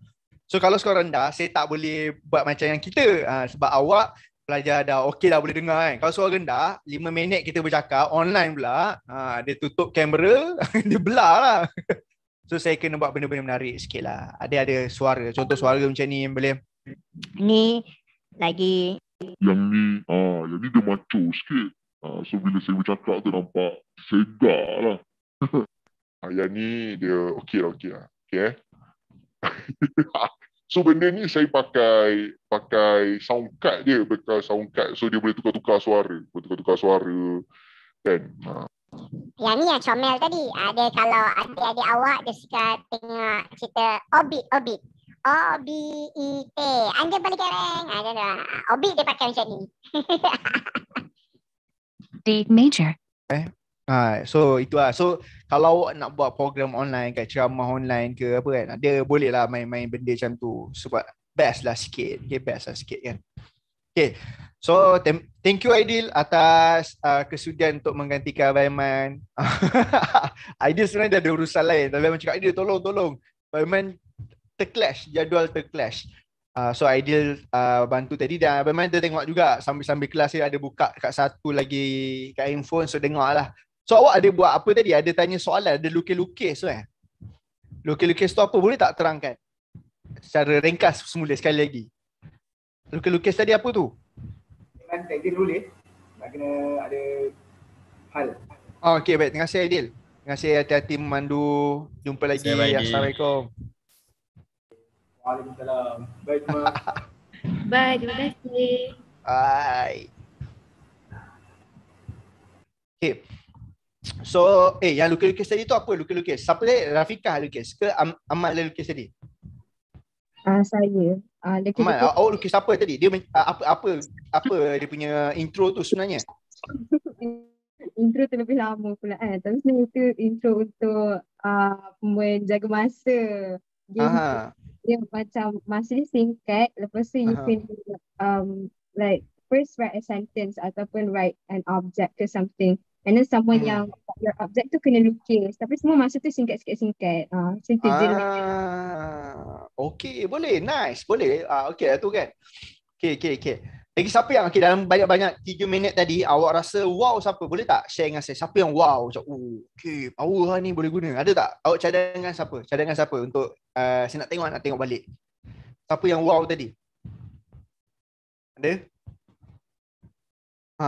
Siapa? Semua macam saya suka teka-teki Acap. Acap punya power.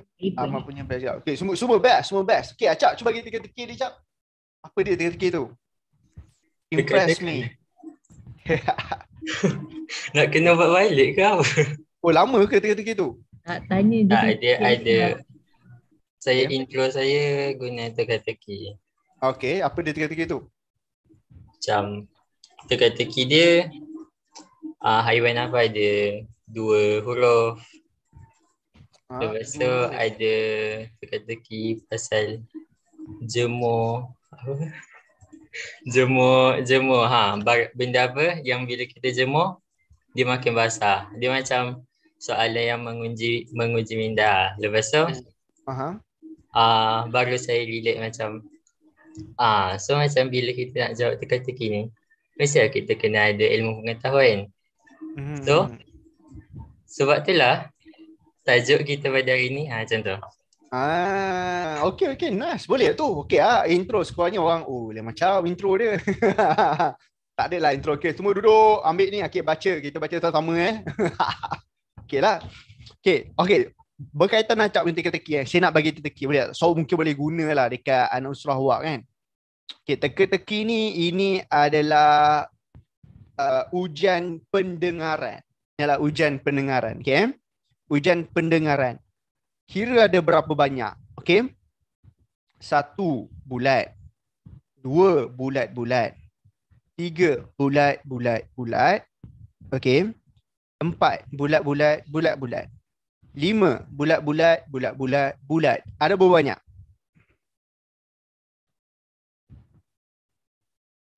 Banyak. Banyak, salah. 4 salah. 3 salah. 1. Ada 1. Pandai je. Ada 1. Ada 1 je. Sekali lagi ya. Ini adalah ujian pendengaran. Ujian apa? Ujian pendengaran. Okay. Ini adalah ujian pendengaran. Kira ada berapa banyak? Okay. 1 bulat. 2 bulat-bulat. Okay. 3 bulat-bulat-bulat. 4 bulat-bulat, bulat-bulat. Okay. 5 bulat-bulat, bulat-bulat, bulat. Ada berapa banyak? 3 salah. 1 salah. 0. 0 salah. Ada berapa, Syab? 2. Apa? 2. Yes, betul. Husna pun kata 2. Yes, betul. Ada 2. Ada 2. Ada 2. Cuba dengar sekali lagi. Dengar je. Tak perlu kira pun. Dengar je. Sekali lagi lah. Ini last. Ini adalah ujian pendengaran. Ujian pendengaran. Ini adalah ujian pendengaran. Kira ada berapa banyak? Okay. 1 bulat. 2 bulat-bulat. 3 bulat-bulat-bulat. 4 bulat-bulat, bulat-bulat. 5 bulat-bulat, bulat-bulat, bulat. Ada berapa banyak?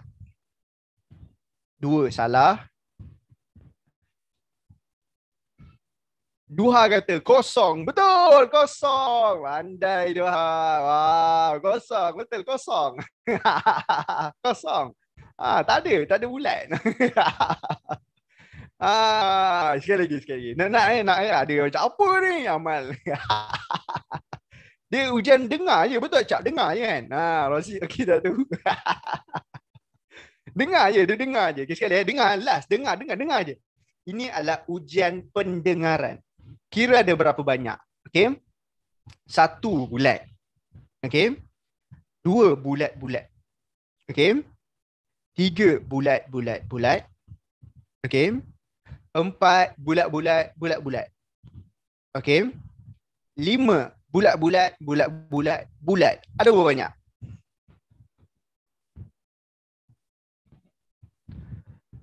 Ada berapa? Anu kata 4, Dua kata 4, Amal kata 4. Ya, 4. Power, terbaik. Razik masih apa benda ni? Biarkan dia solat nanti macam dah lost track lah tadi. Biarkan Farah, biar dia solat nanti terfikir-fikir apa benda tu. So jadi usrah kita hari ni adalah pentingnya. Okay, itu soalan lah. Awak boleh je main teka-teki tadi kan. Nak tahu jawapan ni ke? Farah nak tahu jawapan ke Farah? Buat last. Buat last. Dia nak lagi last. Last. Ini adalah ujian pendengaran. Ujian apa? Ujian pendengaran. Kira ada berapa banyak? Okey. 1 bulat. 2 bulat-bulat. 3 bulat-bulat-bulat. 4 bulat-bulat, bulat-bulat. Okey. 5 bulat-bulat, bulat-bulat, bulat. Ada berapa banyak? Ada berapa? Ada berapa? Ada 1. Andai. Ya, ada 1. Okay. So, macam mana kira dia? Macam mana dapat dia? Okay, Razik, macam mana Razik? Razik yang akhir ni Razik berjaya 1. Macam mana Razik? Mula-mula saya fikir kira ada banyak tu yang saya macam apa hal salah mula-mula. Rupanya lepas banyak tu dia cakap okey, so kira okey tu lah. So macam kasih kata kira ada berapa banyak. Okey? Kira okey tu berapa banyak kali saya sebut. Sekali lagi ini adalah ujian pendengaran. Kira ada berapa banyak. Okey? So 1 bulat. 2 bulat-bulat. Okey? 3 bulat-bulat-bulat. 4 bulat-bulat, bulat-bulat. Okey?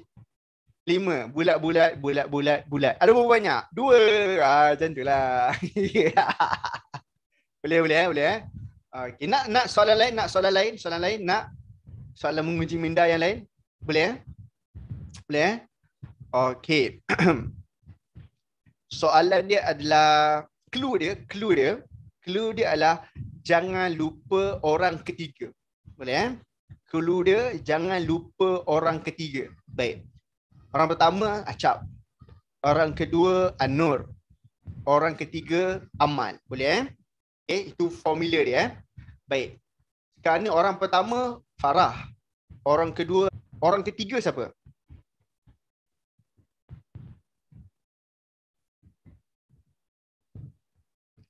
Siapa? Ting. Teka. Cepat. Buka mic boleh, tak ada masalah. Orang ketiga dia Rafiqah. Okey, baik. Sekali lagi, orang pertama Amal. Orang kedua Syarul. Orang ketiga siapa?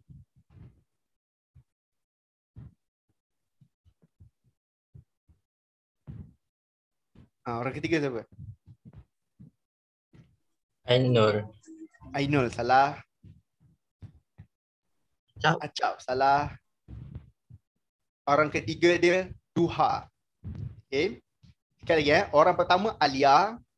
Orang kedua Husna. Orang ketiga siapa? Orang ketiga Amal.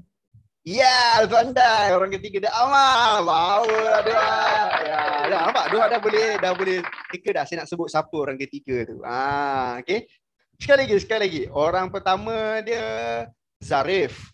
Orang kedua dia Farah. Orang ketiga siapa?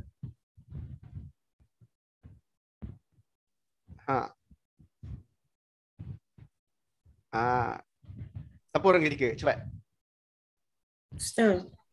Husna. Salah. Orang ketiga Razik. Ya, pandai. Orang ketiga dia Razik. Nampak tak? Dah tahu dah saya nak sebut siapa. Dia dah boleh baca dah otak saya. Siapa saya nak sebut orang ketiga tu. Clue dia jangan lupa orang ketiga tu je. Okay, boleh Okay, last. Faham. Sekali lagi Orang pertama Alia. Orang kedua Acap. Orang ketiga siapa? Orang ketiga Razik. Orang ketiga Razik lagi. Pandai. Wow lah Nur. Aku dah boleh teka dah kan. Dah boleh teka dah. Saya memang nak sebut Razik. Okay, kali ni saya nak sebut orang lain pula. Okay, sebut orang lain Okay. Razik dah dapat belum? Okay, orang pertama Farah. Orang kedua Anur. Orang ketiga siapa?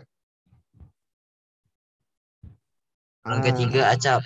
Ya, orang ketiga Acap. Wah, cara pun dah pandai baca otak saya. Tak dapat lagi ke? Ni.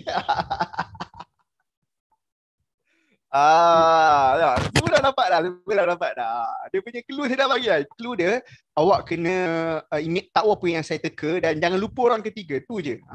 Okay? Jangan lupa orang ketiga. Okay.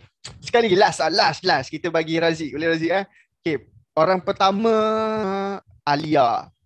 Orang kedua Zarif. Orang ketiga siapa? Aduh, janganlah saya yang jawab. Saya dah tengok apa jawapan ni. Kan kalau saya jawab, saya sebut semua orang. Ya. Okay, Farah. Orang ketiga siapa? Razik. Razik, salah. Tanya Anur. Orang ketiga siapa Anur? Orang ketiga Rafiqah. Orang ketiga Rafiqah. Pandai. Pandai. Ada Husna pun kata orang ketiga Rafiqah. Pandai. Okay, boleh. So itu pun teka-teki juga. Awak boleh main je teka-teki tu. Nak tahu ke Farah macam mana? Nak tahu Razik macam mana? Bagilah tahu. Kesian dia orang. Nak tahu Amal nak tahu mana? Okay. Clue dia. Saya dah bagi clue dah. Jangan lupa orang ketiga. Saya kata jangan lupa orang ketiga. So macam tadi kan Farah sebut Razik. Rafiqah sebut Husna. Dia tak boleh. Cara dia kena sebut orang ketiga Razik. Betul. Jangan lupa perkataan orang ketiga tu. Awak sebut nama tu, awak sebut Amal. Salah. Awak kena sebut orang ketiga Amal. Macam tu lah. Betul. Okay. Seclue dia jangan lupa orang ketiga. Faham Contoh saya sekali lagi kan. Orang pertama Akil. Orang kedua Zarif. Orang ketiga siapa? Orang ketiga Anur. Betul lah sebab dia sebut orang ketiga Anur. Itu je key dia. Rasa macam diperbodohkan Gua aja. Okay. Seronoknya. Okay. So apa pun, thank you. Terima kasih banyak-banyak atas band game macam ni. Jarang Razi tak tahu ni. Oh. Okay. Saya ada banyak teka-teki macam tu. Teka-teki yang mind blown. So nanti lepas ni saya akan bagi pada Razik lah, sebab Razik contact saya. Saya akan bagi senarai game yang awak boleh buat secara offline. Bila awak balik ke KMB, awak nak buat game-game dalam usrah kan, aktiviti dalam usrah, saya akan bagi, so awak boleh gunalah. Sebab kita tak sempat. Kita sampai pukul 12 je kan program kita. 12 ke 12.30? Pukul 12 je program kita. Jadi saya minta maaf atas kekurangan. So saya harap selama lebih kurang 1 hari lah, tak sampai 1 hari ni, awak belajar sesuatu. Boleh Belajar sesuatu boleh Okay, so sebagai penutup untuk sesi kita, boleh penutup sebagai kata-kata terakhir daripada saya, supaya saya meninggalkan awak dalam keadaan saya memberikan satu mind setting untuk awak. Boleh Okay, so dia punya penutup macam ni lah, penutup dia. Boleh Saya bukan nak buat sedih-sedih, tak ada. Saya tak bukan sedih. Dia cuma untuk menghayati kata-kata saya. Boleh Okay, lagu ni kuat sangat ke? Tak, okey je kan? Okay. Dia macam ni antara perkara yang kita perlu hadapi bila kita ni jadi seorang nakib, yang kita tahu kita jadi nakib ni Allah pilih kita. Dan saya tak nafikan mungkin ada di antara kita yang dia menerima dalam keadaan terbuka, dan mungkin ada yang menerima dalam keadaan terpaksa, dan mungkin ada awal-awal dia terima, tiba-tiba hati dia berubah untuk tak nak lah kan, sebab mungkin dia buat baik, dia ajak orang yang buat baik, orang mula nak menjauh daripada dia. Orang mula tak nak kawan dengan dia. Okay, so saya nak beritahu apa, kalaulah kita rasa perjalanan dakwah itu mudah, perjalanan nak ajak orang buat benda baik itu mudah, ajak sekali orang terus buat, ajak orang solat berjemaah sekali je orang terus buat kan, kalaulah semudah itu, semua orang nak buat kerja dakwah. Betul tak? Semua orang nak buat kerja dakwah. Tapi Allah bagi tahu dalam Quran. Allah kata apa? Lau kana aradan qariba wa safaran qasida lattaba'uk walakin ba'udat alaihim syuqqah. Allah kata apa? Lau kana aradan qariba, kalau kamu ingat perjalanan dakwah ini perjalanan ajak orang buat baik, perjalanan ajak orang dekat dengan Allah, ini satu perjalanan qarib, dekat. Wa safaran qasida, perjalanan yang mudah. Lattaba'uk, ramai orang nak buat kerja ni. Tapi Allah kata walakin ba'udat alaihim syuqqah, perjalanan dakwah ini adalah satu perjalanan yang penuh dengan cabaran dan dugaan. Satu perjalanan penuh dengan cabaran. Okay, sebab apa? Sebab perjalanan dakwah ini Allah nak menguji orang yang menggerakkan dakwah Islam. Allah tak kisah dakwah kita ni berjaya atau tak berjaya, tak kisah. Sebab Allah boleh bagi hidayah pada siapa yang Allah nak. Kalau contohlah Allah kata kan, Allah kata kun fayakun. Esok semua orang dekat College Mara Banting tergerak hati nak bangun pukul 5 qiyamul, tergerak hati nak pergi solat subuh berjemaah, penuh dekat surau. Allah boleh buat tak? Allah boleh buat. Allah boleh gerakkan hati manusia. Allah jentik je hati, semua boleh bangun awal, tergerak hati nak qiyamul nak solat subuh. Allah tak kisah pasal rizak, sebab Allah boleh buat. Tapi yang Allah nak nilai sekarang adalah kita ni. Kita yang menjadi pilihan Allah untuk menggerakkan dakwah, untuk menjadi rantai-rantai perjuangan. Adakah kita ini bersedia untuk istiqamah, bersedia untuk menghadapi cabaran-cabaran yang Allah buat? Kerana apa? Cabaran yang Allah bagi ini adalah untuk menguatkan kita, untuk nak uji kita adakah kita ikhlas, dan nak memberikan kekuatan. Tekanan yang Allah bagi ini adalah untuk menguatkan kita supaya kita bersedia berhadapan dengan misi pada satu hari nanti. Apa dia misi dia kita tak tahu, tapi percayalah, sebab itu Allah pilih awak semua, sebab itu Allah latih awak, proses awak di sini sebagai satu misi untuk menggerakkan, menjayakan satu misi satu hari nanti. Okay? Allah tak rugi pun. Kalau contoh kita nak putus asa, kita nak keluar, Allah tak rugi. Sebab dalam Quran Allah sebut Allah akan gantikan orang yang mana Allah dah pilih tapi dia nak putus asa. Islam tak pernah rugi kalau kita keluar daripada jalan ini, sebab Allah akan ganti kita dengan orang lain. Cuma kita yang rugi sebab kita tak manfaatkan pilihan, tak manfaatkan peluang yang Allah dah bagi pada kita. Boleh? So apa yang awak boleh buat ialah kalau awak buat kerja dakwah, orang tak terima. Awak ajak orang buat benda baik, orang pulau kan. Orang boycott sebagai contoh, kalau ada lah, saya harap tak ada kan. Tapi benda tu bakal berlaku kan. Kalau awak buat semua benda tu, orang tak terima, orang tak nak ikut pun, jangan bersedih kerana Allah tak nilai hasil. Allah tengok usaha kita, adakah kita konsisten. Okay? Sebab apa? Sebab Allah SWT Quran, Allah bagi tahu pada Nabi. Allah kata apa? Innaka la tahdi man ahbabta walakinnallaha yahdi man yasha. Muhammad, kamu tak boleh bagi hidayah pada siapa yang kamu nak. Tapi Allah lah yang boleh bagi petunjuk pada siapa yang dia nak. Okay? Kita hanya boleh ajak orang. Kita hanya boleh terangkan kepada orang. Tapi yang bagi dia hidayah, bagi dia petunjuk adalah Allah SWT. Sebab tu kita kena sentiasa doa, ya Allah, bukakan hati orang yang dengar apa yang kita nak sampaikan. Okay? Dan macam juga macam program ni, saya tak boleh ubah awak. Mungkin hari ni saya buat program, semalam saya bagi tahu awak teknik-teknik. Tapi kalau balik ni awak tak aplikasikan, awak tak bersungguh menjalankan kerja dakwah ini, saya tak boleh ubah orang. Saya hanya boleh berkongsi ilmu, berikan penjelasan, berikan kefahaman, tapi nak ubah orang tak boleh. Yang nak ubah orang siapa? Diri sendiri. Kita yang nak dulu berubah, awak yang mula fikir, okey, mulai sekarang aku nak buat betul-betul usrah. Ada mood ke, tak ada mood ke, aku akan ajak anak usrah aku datang usrah. Seorang pun datang usrah, aku akan buat juga usrah. Sebab aku yang nak buat kerja dakwah ni. Allah pilih aku yang nak buat. Saya tak boleh ubah orang. Awak yang kena nak, Allah buka jalan sikit-sikit. Allah kata apa? Innallaha la yughayyiru ma biqaumin hatta yughayyiru ma bi anfusihim. Allah takkan ubah nasib seseorang sampailah dia yang nak berubah dulu, baru Allah buka jalan satu. So sama juga macam kita ni. Kan, saya hanya boleh berikan penerangan kepada awak. Tapi yang nak buat awak berubah, yang nak buat awak ambil tindakan untuk jaga usrah lebih baik adalah diri awak sendiri. Boleh? Diri awak sendiri. So itulah kata-kata daripada saya. Okay, mudah-mudahan saya doakan awak terus diberikan kekuatan untuk menjalankan kerja-kerja dakwah, jaga hubungan di antara awak.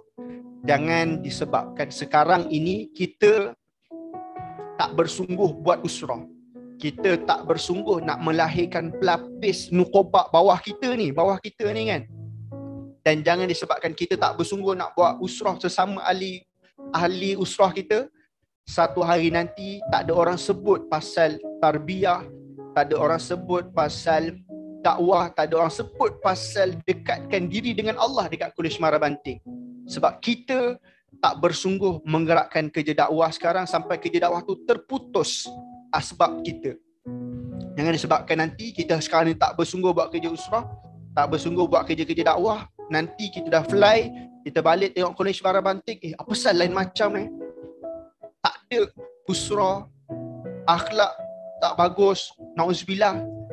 Mula-mula kita tu fikir, adakah sebab aku dulu main-main, waktu Allah bagi tanggungjawab aku main-main, sewaktu tu kita akan rasa sangat berdosa. Sebab kita yang memutuskan perjalanan perjuangan dakwah ini. Okay? So Allah pilih awak untuk bersedia. Mungkin bila awak fly nanti keluar negara, kan, mungkin awak yang akan menjadi salah seorang yang menggerakkan juga program-program dakwah di luar negara bersama dengan pelajar-pelajar Malaysia di tempat lain. Kita menyebarkan kefahaman Islam kepada sahabat-sahabat kat luar negara kan.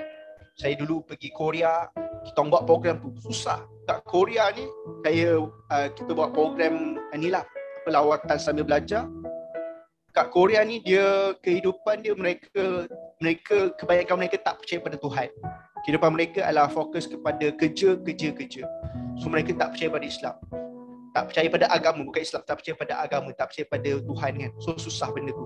Okay, jadi misi awak satu hari nanti awak akan faham kenapa kita ditempatkan, diproses, dipilih oleh Allah sebab untuk menjalankan satu misi satu hari nanti. So apa pun saya doakan yang terbaik untuk awak.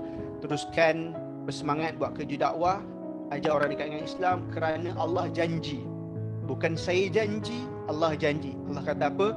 In tansurullah yansurkum.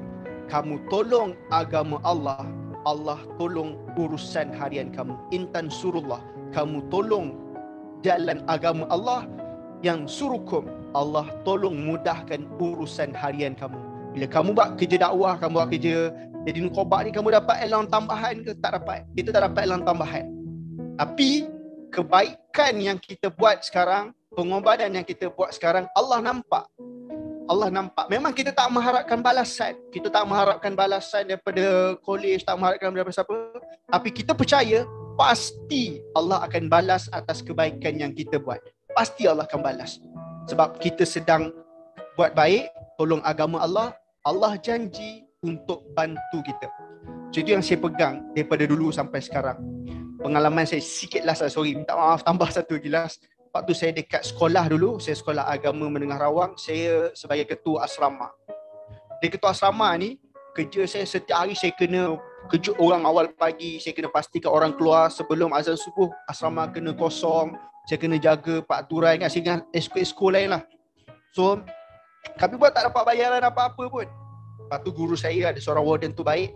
Dia tengok saya setiap hari bangun awal kan. Saya siap awal, saya ketuk pintu. Orang marah, saya maki siapa pagi-pagi pukul 5 ketuk pintu, bising orang nak tidur. Saya suruh orang keluar awal, saya jaga peraturan kat sama. Orang marah je lah. Orang marah lah bila kita bendung mereka daripada buat perkara-perkara yang tak dibenarkan peraturan kan. Asrama dulu tak boleh bawa phone. Saya saya halang dorang. So dorang marah saya. Dia ketua, jadi warden kata apa, Aiman, awak buat benda ni, saya ingat waktu tu pagi, waktu saya tengah suruh pelajar keluar kan, kosong kat asrama waktu pagi, warden tu kata, Aiman, awak buat benda ni, Allah nampak, satu hari Allah akan balas. Saya tanya, Allah nak balas macam mana? Salah satu kan, dia kata, Allah akan balas bila tepat pada masanya dan Allah akan balas sebaiknya. Itu saya angguk lah, saya okay, baik, insyaAllah, amin kan. So apa jadi? Waktu tu saya form 5, ketua asrama kan, saya form 5. So waktu tu tahun tu SPM tak disangka, tak ada siapa sangka, guru-guru pun tak sangka saya dapat pelajar terbaik SPM tahun tu. Saya SPM tahun 2013. Saya dapat pelajar terbaik SPM sekolah lah, bukan negeri, bukan kebangsaan, sekolah. Waktu tu cikgu tak sangka, mereka target pelajar lain. Saya dapat best student SPM tahun tu. Lepas tu bila dapat best student, orang akan jemput lah kita datang depan bagi ucapan kan. Bagi ucapan, oh macam mana boleh dapat best student semua kan. First sebutan saya adalah, saya kata, Intan surullah hayan surukum. Kamu tolong agama Allah, kamu tolong melaksanakan tugas yang Allah berikan pada kamu, Allah akan mudahkan urusan harian kamu. So itu yang pengalaman saya kat sekolah, naik ke kampus sampai sekarang kan. Kita still, walaupun saya berniaga, saya still untuk buat program-program dakwah, bantu masyarakat buat program dakwah, Allah mudahkan urusan. Okay? So itu saja daripada saya. Terima kasih atas masa yang diberikan, atas telinga, perhatian yang diberikan. Apa-apa masalah kalau awak nak tanya, kan, kalau awak nak minta, mungkin tak tahu, itu pula lah kalau awak nak buat usrah bila-bila kan, awak nak ajak jumpa ke apa, bagi tahu je sebelum fly. Kalau nak jumpa kan, kita lepak, saya belanja lah, makan, minum kan, kan. So bagi tahu lah. Okay. So itu saya. Sekian, terima kasih. Assalamualaikum warahmatullahi wabarakatuh. Waalaikumsalam. Waalaikumsalam. Saya serahkan pada siapa? Razik lah. Kita dah habis kan? Oh dah. Okay. Syukran jazilan diucapkan kepada Ustaz Aiman, dan maka dengan akhirnya ucapan Ustaz Aiman itu, maka berakhirlah majlis kita, program kita sepanjang tak sampai 24 jam lah, tapi berakhirlah program kita. Diucapkan terima kasih diucapkan kepada semua pelajar yang sanggup menyertai dari awal sampai habis, dan moga-moga mendapat ibrah lah daripada program ni. Bismillahirrahmanirrahim. Wal 'asri innal insana lafi khusr illa alladziina aamanu wa 'amilus solihati wa tawassaw bil haqqi wa tawassaw bis sabr. Alhamdulillahirabbil alamin. Ambil gambar je. Kat kamera semua orang.